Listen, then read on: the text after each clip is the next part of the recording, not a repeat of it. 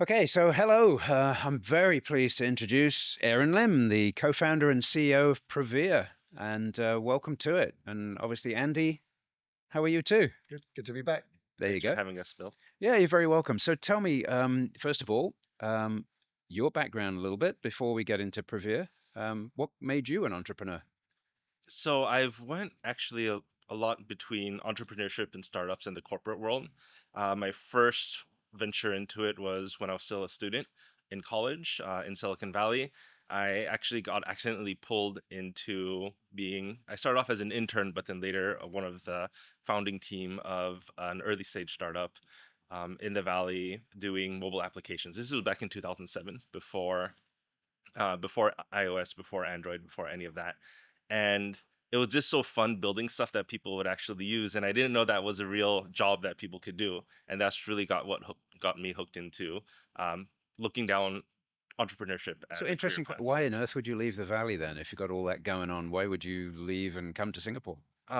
So I was very hesitant at the time. So I'm Singaporean. I was born in Singapore, but I left when I was 4 years old. So I grew up in Southern California and then San Francisco for my college. But as a Singaporean, I have to do national service. Oh yeah, my So son's doing it now. So yeah, yes, so after graduation, I had to leave everything behind, come back and do my national service. But I've been back here since then. very good. Cool. And Privyr? Yes, so When did you found it? What was the trigger that made you want to go and start your own business? Because obviously high risk and absolutely. So I went from startup to army to large corporate with BlackRock. Left after a few years to start another startup that did not work out so well in Singapore. Went to GIC, another large financial corporate, and then started Privyr after that. So I went back and forth between startups and entrepreneurship, startups and large corporates. And what drives me to start a company every time is when I see a problem that I get very passionate about, and I think I have some sort of value add to. mm, And I feel that the best way to solve that is going out on my own without any constraints and just seeing that opportunity. So specifically at BlackRock, at GIC, I worked on CRM systems, client relationship management systems for salespeople to use. So you actually saw real time the problems people had, and there must have been some aha moment when you thought you can fill a gap in the market. So what was that aha moment for you? Absolutely. So in both companies, I was sitting with the sales teams and investment teams, going from office to office. So I spent a lot of time on a day-to-day basis with them. And what I realized was the systems that we were building weren't really solving their problems. The systems that we were building were more for management reporting and performance and forecasts and a lot of those things. And having spent most of my time with the sales and investment teams, I realized that actually what they want isn't really that hard. We can build it. It doesn't get the corporate what they want, but it's a fairly straightforward thing to build. So that's when I went and had more conversations outside of my day job and realized that this was a very common problem amongst salespeople. They didn't have systems that served their needs. right, And that's right. So that's it's where I it's went a to start. tool for them to sell more and be more effective rather than for corporate reporting. Is that the Yes, yes. And it's a tool that they can own as well, because we saw a lot of people that maybe on their own, like solopreneurs or individual salespeople, as well as those in larger companies. But for example, the private banker would talk to us and say, yeah? look, my company has a system. I don't like the system for various reasons.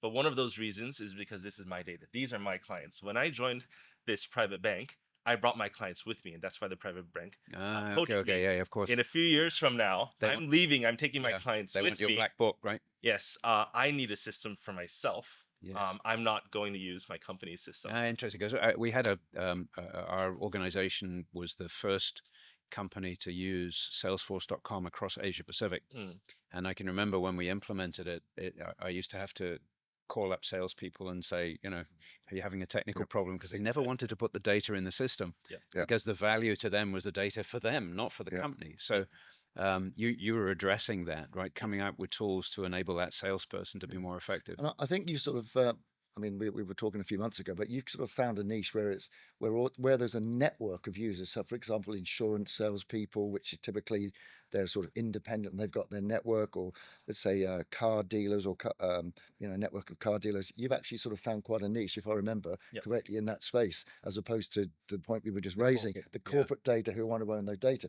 Those individuals want it's their data, their contacts, and they want the ability to take those clients when they move, correct? Absolutely. So what we saw when we went out to the market, even though I spent a lot of time in the corporate side, on the enterprise side, the more conversations that we had, the more obvious it became that in the B2C segment, consumer facing salespeople, they didn't have any solution. It wasn't that they weren't willing to use a system. They weren't even too worried about like their data being taken by the company, because oftentimes they are the company, like an individual real estate agent or maybe a wedding planner. They are the company, but they really wanted productivity. They wanted to do things faster. They didn't want to generate reports for themselves on what they were doing. So we saw that the B2C market, because it had shifted from emails and the very corporate things into things like mobile, WhatsApp, text message, phone calls, etc. And they didn't have any systems that were helping them. So that's where we got pulled into, even though we started on the very enterprise side.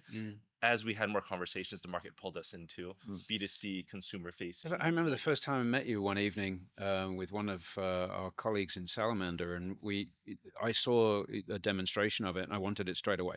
Yep. It was just one of those things that I've never been convinced so quickly as to that makes sense. I want it, and we're using it. So is this the same with others? Is it a short sales cycle, or is it a long sales cycle to convince people to adopt your tool? Generally, it's been very short. It's getting a little bit longer now as we go upstream and look at larger 50, 100 people teams. But for the first 5 years or so, we were purely self-serve. We had no salespeople. If people wanted a demo, we said, look, here's a YouTube video. Right. Figure it out yourself. So we were designed to be very self-serve, touchless. And we had to be, because we don't charge that much. We charge about $20, $30 a month per user. So it had to be very self-serve. And because of that, we had to optimize around getting to that aha moment very quickly. So that's why in a 5-minute conversation, you need to be like, wow, this is awesome.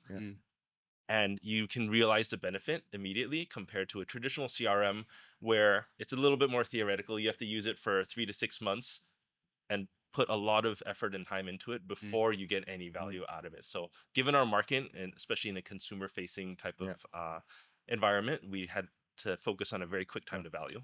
What have you had to do in terms of course correction, in terms of your segments, the verticals you go after? What have you? I mean, if you're a young startup right now, what sort of what lessons have you learned, and what advice would you give people in terms of, you think you've got a certain solution for a certain market? I mean, what have you learned, and what's the journey been? Yep. I would say the biggest lesson that we had, and this really helped us scale globally from Singapore to go out and be self-serve, is to really narrow down your niche. And when I say niche, it's not just region or industry or use case like that. Niche is, what problems are people having? How are they trying to solve it today? And knowing that so well that you can have like an 80% conversion rate. Because what we started with, and what we see very often, is that we all get distracted by like this huge target markets, and investors want to hear it. Everyone wants to hear it. Oh, every salesperson in the world is my customer. Every small business is my customer. But that could be possible long term. What really helps us get to the aha moment early is that we narrow down and say, look, if you fit these 5 criteria, and they could be absurdly niche, but once you get to that, then anyone within that market just immediately sees the value of it and wants to use it. So what are the verticals you serve? What are those niche markets that you serve? Yep. So I can give you the high level thing, and then how we think about it, or at least how we have been operating. So at a broad level, we're doing, for example, B2C sales, people that work off their phone, that use WhatsApp, text message, phone calls, etc., and that have personal interactions with their clients. And if you were to wrap that all together, that would be real estate, insurance and finance, automotive sales, cars, wedding planners, feng shui masters, magicians, all these people. So it's very broad. But the reality is, if we go to anyone in that market, we're probably not going to have a super high conversion rate yet. So what we did to really scale was, we said, imagine we have a room with 100 of these people inside, and I have a 2-minute pitch. 2-minute pitch. That's it. How many of these would be immediately willing to give us cash? Okay. Mm-hmm. And we thought that maybe 5 or 10% realistically. And my mental exercise was, how do we keep narrowing that down? How do we narrow down who's in the room until we get, let's say, an 80% Higher fit? success rate. So what we actually ended up with was not about your industry, wasn't about um, your region, etc. It was, if you're running a very specific type of ad called a Facebook lead ad, if you're running a Facebook lead ad and you're receiving, let's say, between 1 to 30 leads a day, and when you receive a lead, your immediate response is, I better make a call or send a WhatsApp to that lead 'Cause it's urgent. personally. It's urgent. Yes, because it's urgent and you want to personally follow up. Not like I get a lead and they go to my website and they get an email, right? It's very specific to that. If that's true, and even better, if you're currently downloading those leads through Excel, then we're like almost 100%. You have to use Privyr, which sounds absurdly narrow and niche, but that's what really allowed us to go self-serve and go across the world and get people to use, because we didn't need to pitch them anything. Right. So you talk about going around the world. So we're in little Singapore. Yep. You've decided to make this, come back here and be your home. So you talk with, LinkedIn, Facebook, and Google. Mhm. So do you see being in Singapore, given you're on those global platforms, does it make a difference? You an advantage, disadvantage being here? Or was that just the nature of the global position of those platforms? You could be anywhere.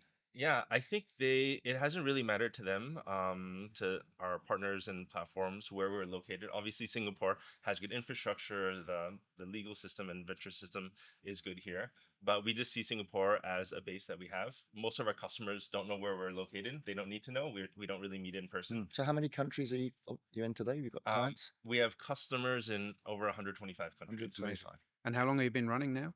We've been running Privyr for about 6.5 years. Wow. And Tremendous. I saw a data point come through on an app the other day saying, was it 100 million leads have been generated on your platform since you started? So Congratulations. Thank you. Thanks, Andy. We help, one of our main use cases, we help our customers receive and contact leads from not just Facebook, from Facebook, Google, TikTok, their website, all other platforms. And a few months ago, we crossed 100 million leads that have come through our system. Wow, amazing. Yeah, and It's quite a milestone, huh? Yeah, I'm currently doing over 1 million leads a week for our customers and looking to grow that as much as we can. So when you started your business, were you bootstrapped? Did you go for funding? What was the process? Yep, we went through the funding route from the beginning. So we initially went through this program called Entrepreneur First, where I describe it as Hunger Games for founders. Where you get a bunch of individuals inside, and then you come as an individual and you leave as a company. So that's a 6-month program. And I went through that specifically because I was in corporate, I bought a house, I got married, and I wanted to make sure that this could work out in the shortest time possible so that I could cut loss if not. Yeah. And then after that, 6 months later, we raised our seed round. A few years later, we raised our Series A. So we're going down the venture route. We did struggle a lot in the early days deciding, should we bootstrap, should we do the venture route, because that was an option. But what ultimately helped us decide was we actually had an offer or a deal with a large Fortune 100 company to build a CRM for them, and that annual value of that deal was worth how much we were looking to raise for our seed round. Okay. What helped us decide to go down the venture route was we realized investors would actually control us less than that customer, and not just that customer, but all of our customers, because if we were so dependent on 1 or 2 or 3 customers, high risk as well as high reward. We could get that money, but we would only build what they wanted, and we knew we wanted to build a product that not just 1 or 2 companies use, but thousands and millions of. So a number of the companies we work with today are trying to raise funding, and they're all complaining about how long it takes. And I know there is, according to a number of people right now, it's a funding winter, as they call it. It's tough to raise. Was it the same when you were raising? Did you find it easier than you thought, harder than you thought? We've had a relatively smooth and fast funding journey each time. I think for us, we never saw funding as a blocker. We never saw it as a stage that we had to get to before we did other things. It was always something that we were doing in parallel. So I think one thing we see that happens often is people think that your goal for the next 6 months is to raise funds, and you can't do anything until you do that. And that, for various reasons, that also doesn't give you any bargaining power. For us, we always thought, if we can get funding, great.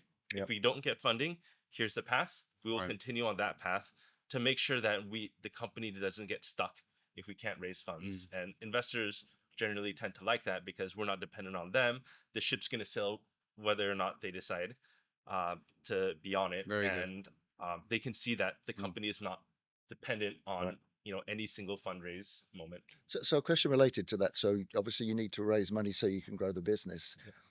If you were a young startup company, what would be the 2 or 3 things you would ask people to keep an eye on to make sure the business is going in the right direction at the same time? What are the key lessons you've learned? I would say number one is just customers. Investors don't make a company successful. But you need the customers cash do. flow to keep the business running. You do. But if there's anything that you can build to get those customers early on, when we raised our first seed round, we had about 160 customers already, and a lot of other people kind of wait for the funding to build a product to get a customer. But the reality is, if you have a problem that's big enough, your customer is willing to pay, even if the solution is like really hacky workaround. Not that much product actually needs to be built. And I'm a huge fan of doing early prototypes, getting it into people's hands, asking for the money up front.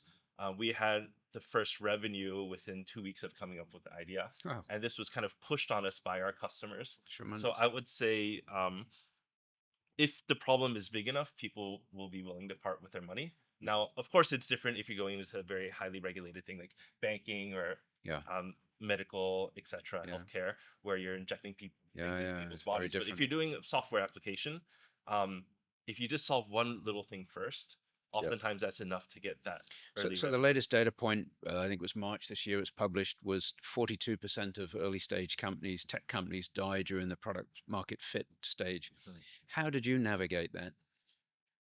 So one thing that we always did was we saw what could get our customers to use it more, and we had a very, very close relationship with all of those customers. So we would be obsessive in talking to them, understanding what they do. What did they use Privyr for? What did they not use Privyr for?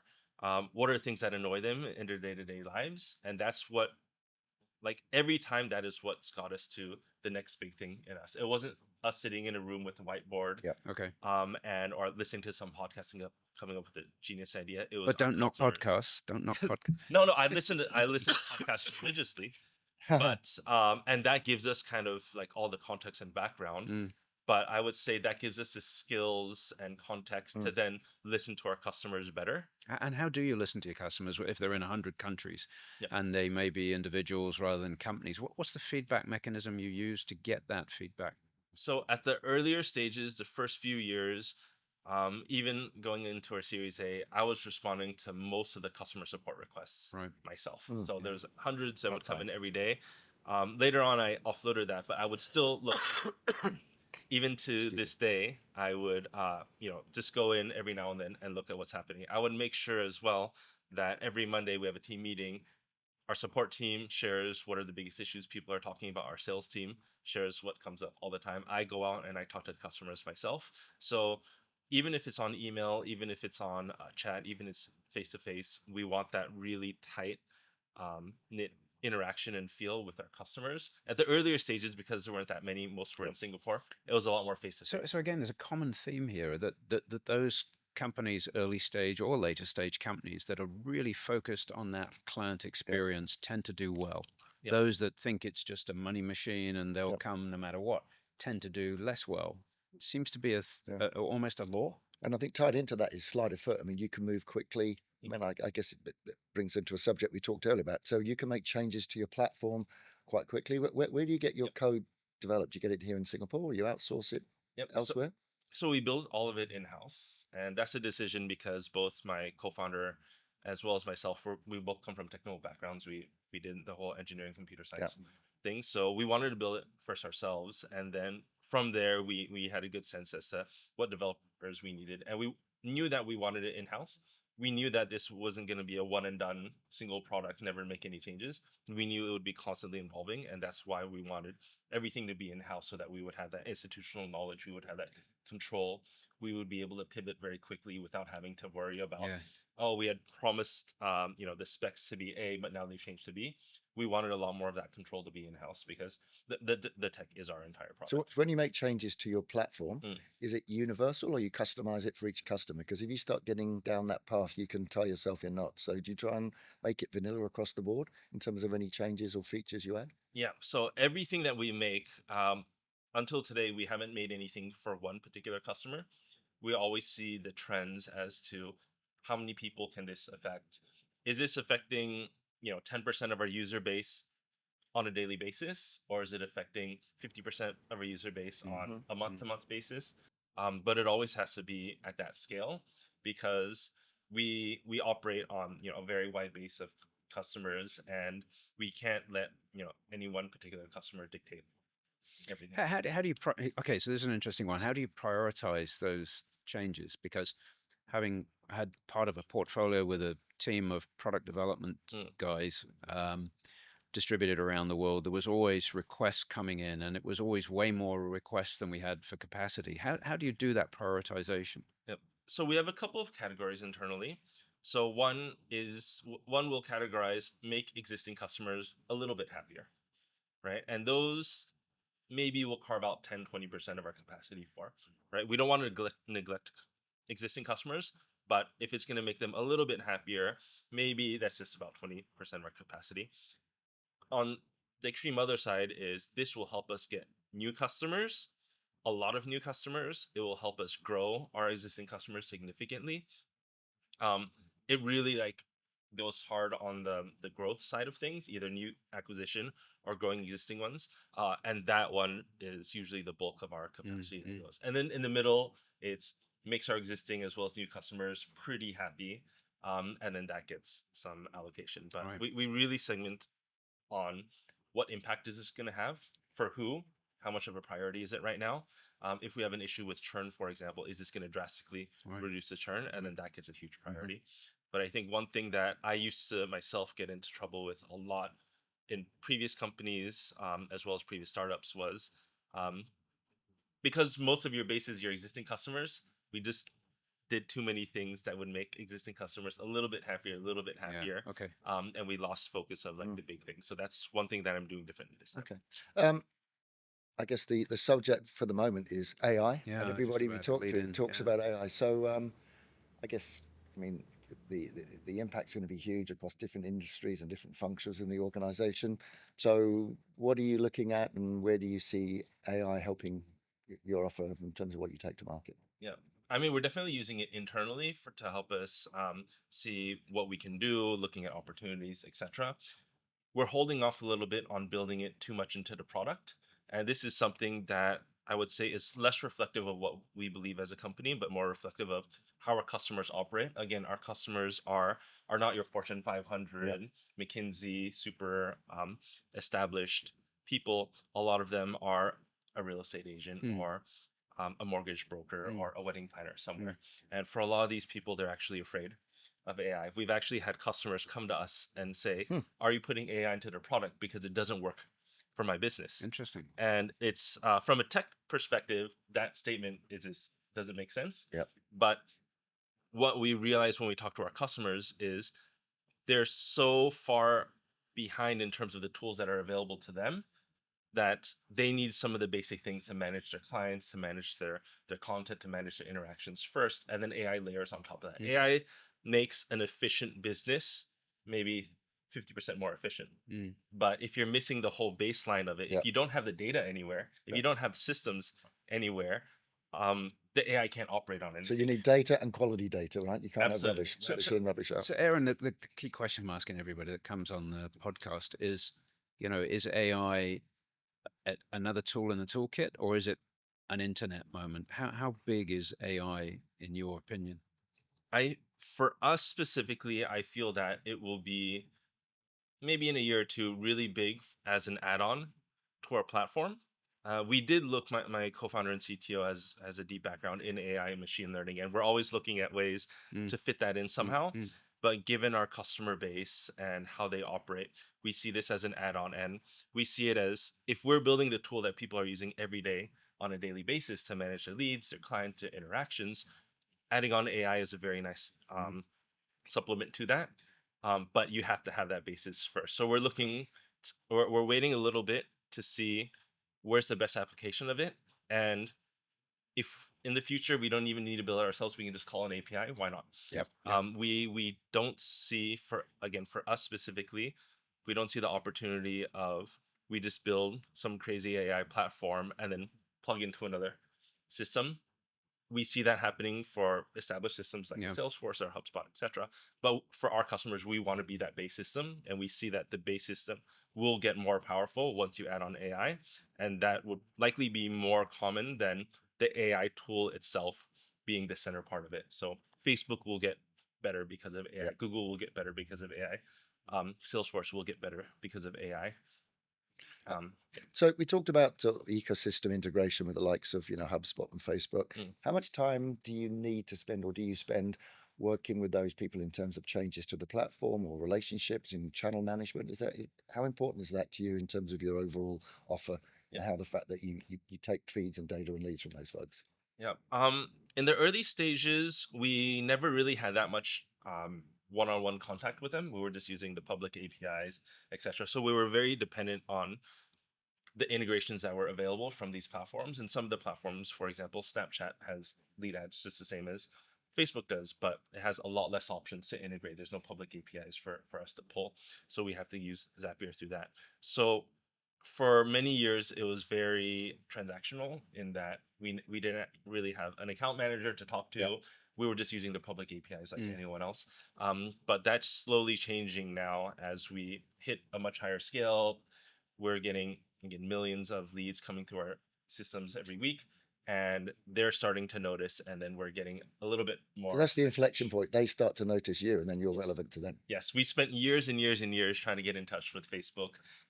We went through actually 2 accelerator programs, one in for Asia Pacific, one in the US, in LA, and while those were great programs, it was always like a broader set of like business tools or messaging solutions, etc. Now we're really in touch with the right team that is focused on our success and helping them grow their lead ads business So specifically. Aaron, can I just pivot to talent for a minute? Obviously, a lot of most tech companies compete on talent, the ability to attract and retain talent. What's different with Privyr? Why would people want to work with you rather than any other company? What's the sort of essence of the Privyr way that developers would want to work with you or tech would want to work with you? Yeah. I think what's really exciting about us right now is we're at that inflection point of we're still a small team. The development team itself is still less than 10 people. So it's very tight knit. You don't have a lot of layers. Everyone's working directly with my CTO, with myself, with everyone else. You get to define and make a lot of choices yourself. But at the same time, you're also working on a product that is scaling to hundreds of thousands of users, millions of leads, millions of transactions. And I think that is the part that's really cool and exciting from a technical perspective. You get the best of both worlds in terms of you have your own autonomy, you're still very hands-on, you get access to everyone in the organization, not just within the tech team, not just within product, but anyone in the company you have access to. But at the same time, it's not like 5 users that you're supporting, it's millions. And to get this talent, any messages to those in universities now as to what they should be studying to make themselves interesting and attractive to companies like you? Yeah, what we've actually noticed is that oftentimes it wasn't the specific thing that people studied, but it's what they've done after that. We've seen people with amazing resumes and worked at really nice companies and first class honors in XYZ field from XYZ university, but at the end of the day, we didn't see the passion. Yeah. Right. Everything was just, here's my university project, here's my first job, here's my second job. They didn't do anything outside of that. There wasn't any passion of, here's this thing that I did. My school didn't force me to do it. My company didn't force me to do it. But I'm really proud of this thing. And it doesn't need to be a huge thing. They didn't have to build it. So examples? Starting a side business to, like print greeting cards, for example, and automate that. Right. Again, not necessarily world changing, but it's something that people had built out of their passion So or that's technical entrepreneurial knowledge on streak it. where they've gone out and done stuff. Entrepreneurial streets. Being willing and able to work in an undefined environment, I think, is very important for us now. The first few hires, maybe we get specialists that really know how to build a mobile app, really know how to do a web app, really know how to optimize a database.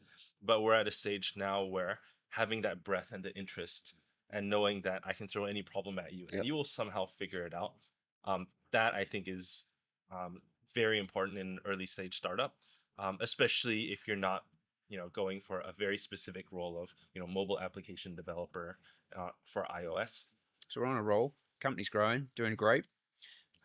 We are very grateful that you were able to come in this afternoon and have a chat with us. And we really wish you every success in the future for you and for Privyr and for the entire team. So well done. And many thanks for coming in. Yeah, thank you so much for Thank having you. me. Cheers, Aaron. A pleasure. Cool. Thank you. Thanks.